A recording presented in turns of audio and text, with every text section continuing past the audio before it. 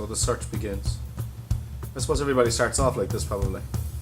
This is Yacht World on the internet, and it's literally just one of loads of different sites that show loads of different boats.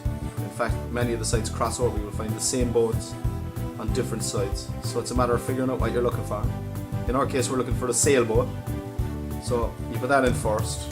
So yeah, you narrow it down to cost, you narrow it down to the size of boat you want, the kind of facilities on the boat you need, and so on. I got a bit of advice once from an old sailor. He told me when you're buying a boat, you should buy the smallest boat that'll do you.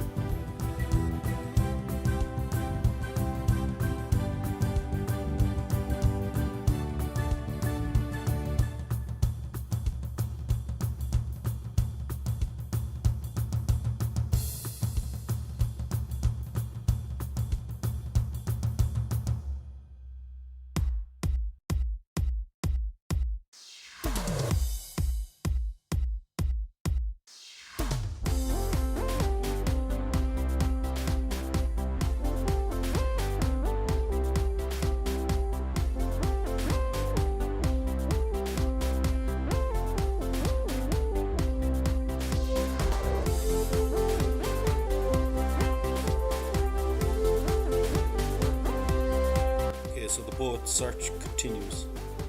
What I found as I scroll through the internet looking at yachts is that the cost of the yacht is mostly related to the year it was built and the size of the yacht. Some of the older boats, if they've been cared for, if they haven't been in charter, if they've been updated regularly, the charter boats, generally speaking, if they're up and running and being chartered, they are in perfect condition because they have to be. People are hiring them to go on their holidays a week, 2 weeks in the summer. They want to be damn sure that the thing isn't going to let them down in the middle of it. So the engines to be properly serviced. Generally speaking, the sails are in good condition. They would have sun awnings and biminis, spray hoods. All of that would be in place. They almost universally would have electric windlass for the anchor, so there's no haul and anchor up or anything like that. You'll see a lot of older boats, and people can be very snobby about the boat models. They love their older models and the classic lines and designs. But when you get into them, they're smelly fuckers. They've got small bedrooms, bunks. They're just not laid out nice.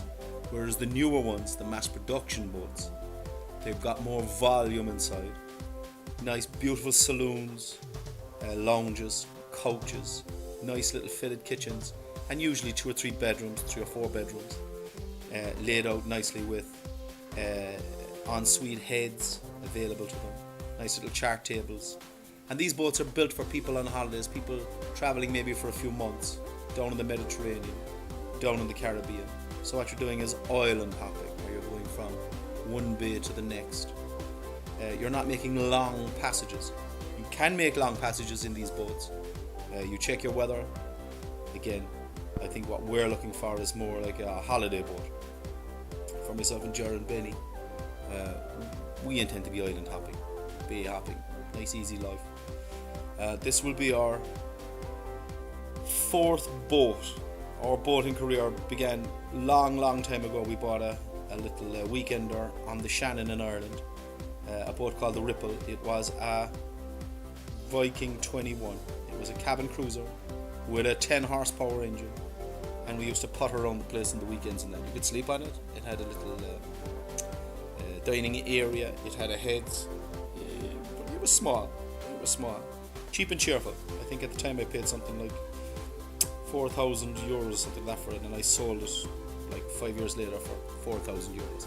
There is a kind of a limit in value that they can run to. They don't go below anything else, as long as you maintain the boat, you know. Sometimes in actual fact old boats improve in value, obviously, if you change it, put new sails on it or change the engine or something. Our second boat was a motorboat. It was a little 4-seater thing. For all intents and purposes it was a car on the water. Big, it had a 75 horse engine, so it used to go like the clappers. It was a Sabre. Red leather seats, it was like a Capri on the water. Very nice. Again, we used to haul that around the place. the beaches, go on weekends for it. After that, the bug was in, I suppose. I did a few sailing courses in Cork and Kinsale, and did my competent crew. Geraldine did her competent crew, and then I did my day skipper after on a separate course, which gave me my ICC license, which allows me to charter boats. So then, every couple of years, really, like we'd charter a boat. We were numerous places, weekends, short weeks mostly, and then a couple of years ago we went to Phuket and we chartered Lagoon 42, catamaran, absolutely superb. Catamarans, people say, it's not really sailing and they don't sail as well as bollocks. They sail fantastically. It's like having an apartment on the water. You have all the comforts, and they do sail.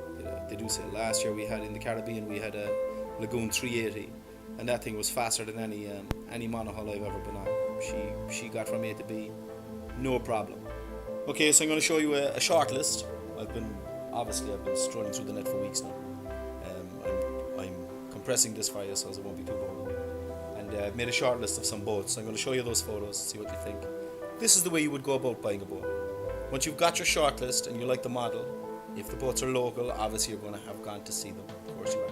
But if they're not, a lot of the boats nowadays you're looking at are international. You're looking at boats down in Croatia, in Greece, Italy, France, Spain, Portugal, the United Kingdom. I'm not looking at boats across the pond because that's just not going to happen, that I would travel to look at a boat. So you're looking at boats that you're a flight away from if you want to get down and check them out. So you make your short list based on price initially, I suppose. Initially, price and size. You want to get in your head a minimum size of boat for the comfort that you require. Make your short list. If you can't get down to Croatia to see the boat, obviously, if you find a local boat that's the same model, you're not buying it, but go see it. Walk around it, make a little video of it, get a feel for the size and the model, and you won't be long narrowing down what you like. For me at the moment, it's very simple. I'm looking at Benettos and Bavarias mostly. Dufour, we had a Dufour before. In actual fact, our last boat was the Sophie, was a Dufour 290, which we had here in Portugal, and we used to do a lot of day sailing on it. That's why Greece is so popular. That's why the Caribbean is so popular. South of France, any place that has islands, the Balearics, beautiful sailing grounds, and obviously fantastic because you can change the scenery every few days, into one port for a night or into a harbour, drop your anchor, in for the dinner, have a few sundowners. Sounds amazing, doesn't it? Anyway, this is the plan. Let's see what happens next.